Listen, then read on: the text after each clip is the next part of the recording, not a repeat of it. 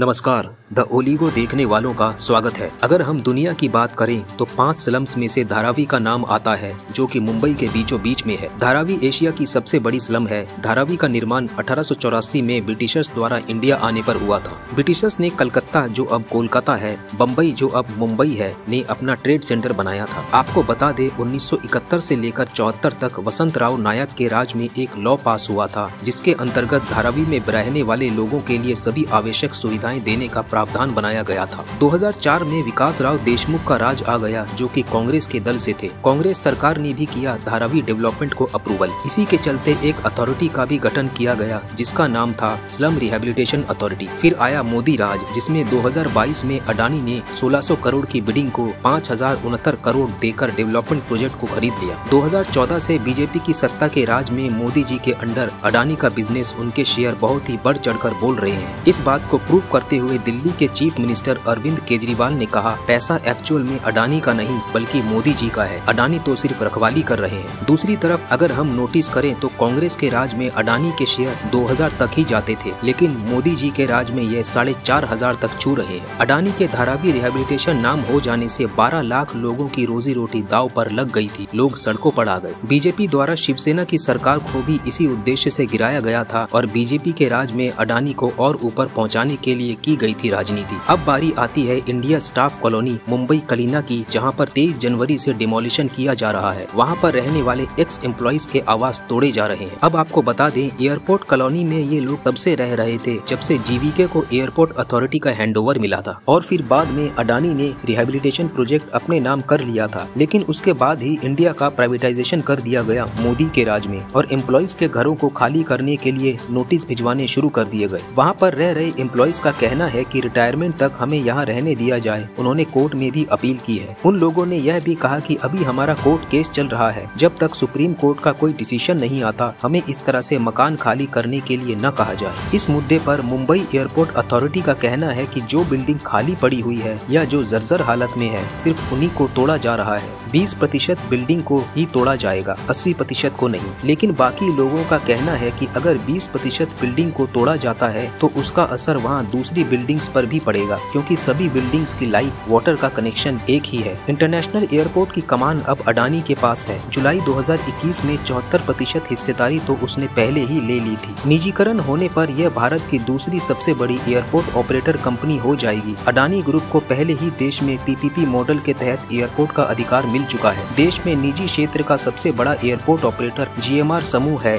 यह सौदा कितने में तय हुआ है, इसका अभी खुलासा नहीं किया गया था, लेकिन 74% शेयर अडानी ग्रुप को सौंप दिए गए थे, जिसका सीधा मतलब यही होता है कि इंटरनेशनल एयरपोर्ट का भी मालिक अडानी ही है। आपको बता दे, अडानी ग्रुप ने 74% मुंबई इंटरनेशनल एयरपोर्ट का स्टेक पहले ही ले लिया था। 2021 जुलाई में जीवीके ग्रुप से 50% और 23.5% एक्से global limited orbit services division से ले लिया था। तो एक तरीके से देखा जाए तो अडानी ही इंटरनेशनल मुंबई एयरपोर्ट का मालिक है। एयरपोर्ट अथॉरिटी भी उसकी शर्तों पर ही काम कर रही है। इसी के चलते यहाँ जो एयर इंडिया के एक्स एम्प्लॉय के फ्लैट्स को तोड़ा जा रहा है। अडानी ग्रुप ने मुंबई रिहेबिलिटेशन डेवलपमेंट प्रोजेक्ट को भी अपने नाम करके मुंबई पर कब्जा कर लिया है। आज के लिए इतना ही। अगर आपको ये वीडियो अच्छी लगे तो चैनल को लाइक करें, सब्सक्राइब करें और शेयर करना ना भूलें। द ओलिगो देखने वालों का धन्यवाद। जय हिंद।